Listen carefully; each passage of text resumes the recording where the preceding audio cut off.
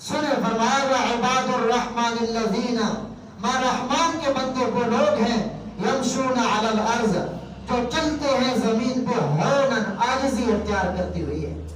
سب سے پہلی صفت اللہ تعالیٰ نے عاجزی ذکر فرمائی، یعنی کہ عاجزی بکھرے موتی میں بہت بڑا مضمون ہے، آپ پڑھتے جائیں آپ کا ایمان تازہ ہوتا جائے گا۔ لیکن سب سے پہلی چیز جو آپ پڑھیں گے ایک جگہ پہ جا کے، آپ اس مضمون کو جب پڑھیں گے نا، سب سے پہلا جملہ، سب سے چھوٹا جملہ لکھا ہوا ہے ادب۔ اب اس ادب سے ساری شاخیں نکالی ہیں انہوں نے، بڑا ایک ایمان تازہ ہوتا ہے بندے کا، بندہ مطالعہ کرے تو یہاں پہ سب سے پہلے اللہ تعالیٰ نے عاجزی کو ذکر کیا۔ جب بندے میں عاجزی ہوتی ہے نا تو وہ بندہ رب کا بندہ بن جاتا ہے۔ عاجزی نہیں ہوتی تو بندے کی عملی زندگی بننا بڑا مشکل ہو جاتا ہے۔ عاجزی بنیاد ہے۔ عاجزی ہوتی ہے تو بندے کے اندر احساس آتا ہے کہ ہاں رب نے اتنا کرم کر رکھا ہے تو پھر مجھے کیا ہے کہ میں کس طرف جا رہا ہوں، اور میں کس قدر اور کیوں کر تکبر میں مبتلا ہو گیا ہوں، کس چیز نے اور کس چیز کی محبت نے اور کس چیز کے تکبر نے میرے اندر اتنا گھمنڈ پیدا کر دیا ہے کہ میں رب کے سامنے جھکنے کے لیے تیار نہیں ہوں۔ تو فرمایا ہونن، عاجزی، عاجزی کے ساتھ زمین میں چلتے ہیں۔ اور دوسرا مقام پارہ نمبر 15 سورہ بنی اسرائیل، فرمایا وَلَا تَمْشِ فِي الْأَرْضِ مَرَحًا، اے میرے بندے زمین پہ اکڑ کے مت چل۔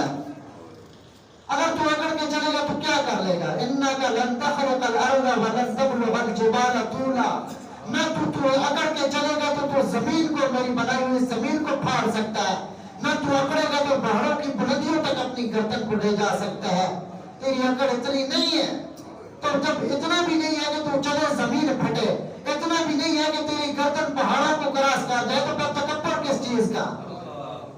بڑا خوبصورت انداز ہے سمجھانے کا۔ فرمایا عاجزی اختیار کرتے ہیں میرے ولی، میرے بندے۔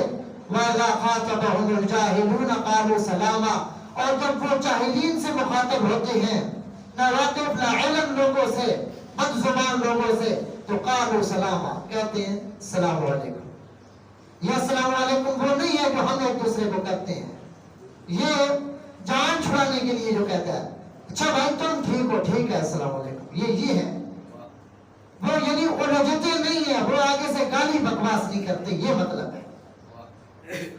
فرمایا وَالَّذِينَ يَبِيتُونَ لِرَبِّهِمْ سُجَّدًا وَقِيَامًا، اور میں اللہ کے بندے وہ ہیں کہ جن کی راتیں گزرتی ہیں میں رب کے لیے سجدے میں وہ ہوتے ہیں، وقیامہ، اور قیام کی حالت میں ہوتی ہیں، اسی سجدے اور قیام کی حالت میں ان کی راتیں گزرتی رہتی ہیں۔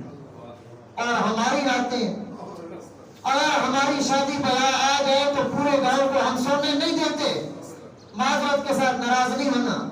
اللہ کے اولیاء کرام جو ہیں ان کی یہ نشانیاں ہیں، اللہ یہ نشانیاں ذکر کر کے ہمیں بتانا چاہتے ہیں کہ میرا بننا ہے تو پھر اپنے اندر یہ علامات پیدا کر لو۔